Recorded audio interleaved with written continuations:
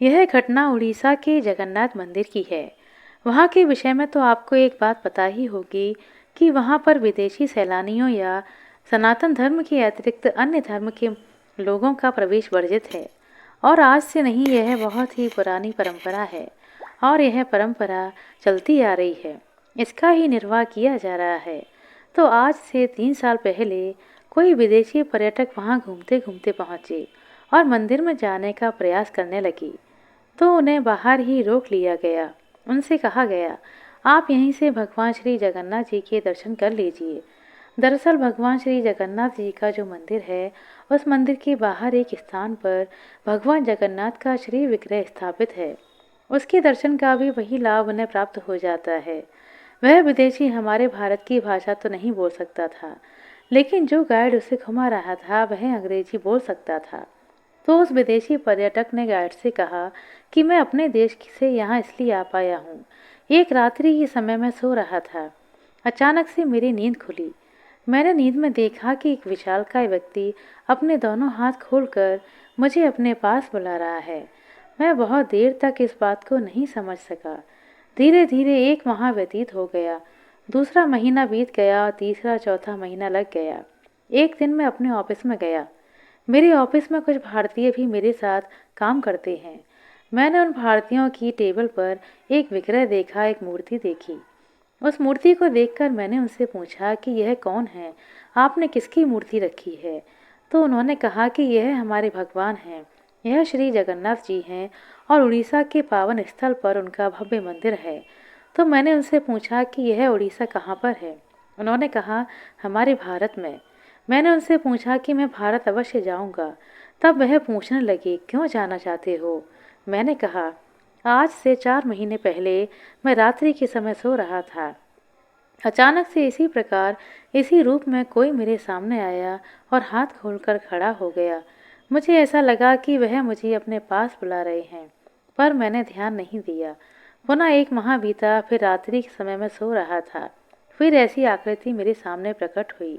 इस प्रकार धीरे धीरे करते करते हर 10-15 दिन में मुझे वह आकृति दिखाई देती। मुझे डराती नहीं, पर मेरे मन में भय लगता। मैं सोचता रहता, पता नहीं क्या हो रहा है मेरे साथ। पर आज तुम्हारी मेज पर यह चित्र देखकर मैं पूछने आ गया कि यह कौन है। अब तुमने मुझे बताया है, तो मुझे विस्तार से इनका वर्णन करके बताओ। तब वह भक्त जो श्री जगन्नाथ जी को मानते थे, उन्होंने कहा, यह हमारे भगवान श्री जगन्नाथ जी हैं। उड़ीसा में इनका मंदिर है।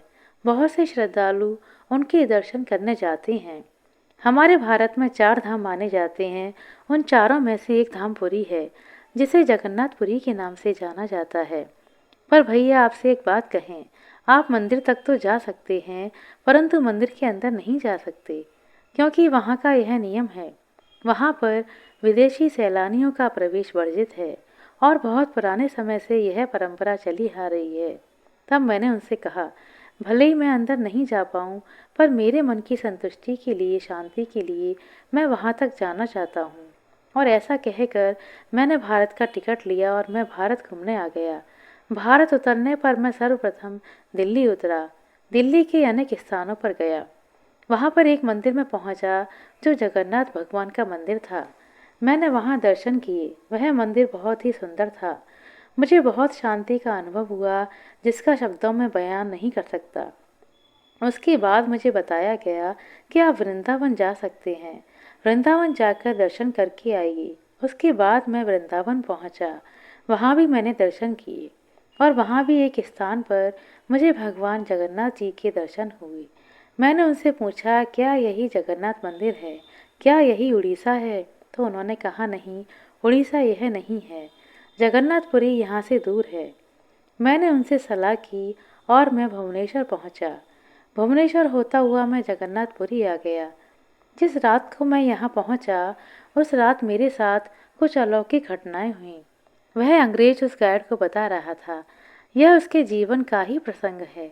गाइड ने वह बात सुनकर बड़ी हैरानी जाहिर की।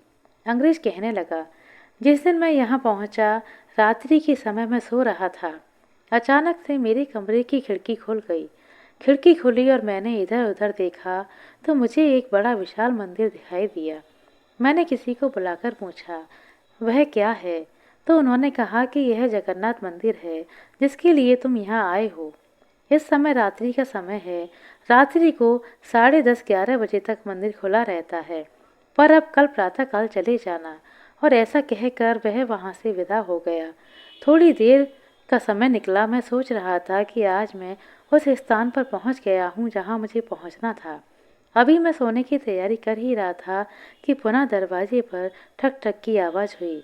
मैंने सोचा कौन आया है। मैंने दरवाज़ा खोला और जैसे ही मैंने दरवाज़ा खोला, एक व्यक्ति अंदर आया और कहने लगा, तुम उस अमुक देश से आए हो, मैं तुमसे मिलने आया हूँ। मुझे पता है कि तुम दर्शन की इच्छा से यहाँ पर आए हो। वह व्यक्ति मेरे लिए अनजान था। ना वह मुझे जानता था, ना मैं उसे जानता था, लेकिन शायद पर उसे मेरी सारी बातें पता थीं। वह कहने लगा, कल प्रातःकाल तुम दर्शन करने जाओगे, तुम्हें अंदर तो नहीं जाने दिया जाएगा, पर जो बाहर श्री विग्रह हैं, सीढ़ियों के बाहर, वहीं से तुम दर्शन करोगे तो तुम्हें उसका समान फल मिलेगा। इसलिए ज़्यादा सोच विचार मत करना। जब प्रातःकाल ध्वजा चढ़ाई जाएगी तो तुम उसे देख सकते हो। वह ध्वजा तुम अपने कैमरे में रिकॉर्ड भी कर सकते हो, पर दूर से ही रिकॉर्ड करना, चिंता मत करना। और इस प्रकार मैं उसकी बातें बड़ी गौर से सुन रहा था। वह मुझसे कहने लगा, एक बात और कहता हूँ, जाते जाते प्रसाद जरूर खा के जाना। तो मैंने उससे पूछा, प्रसाद कहाँ मिलेगा और कैसे मिलेगा? उस व्यक्ति ने कहा, चिंता मत करो, तुम्हें प्रातःकाल एक गाइड मिल जाएगा। और उसने उसका नाम भी बता दिया। कहा, मैं बड़ा हैरान था, होटल में रुका हूँ। अभी तक मैंने किसी से कुछ बात नहीं की, ना किसी से कुछ कहा है। अचानक से यह सारी चीज़ें कैसे घटित हो रही हैं?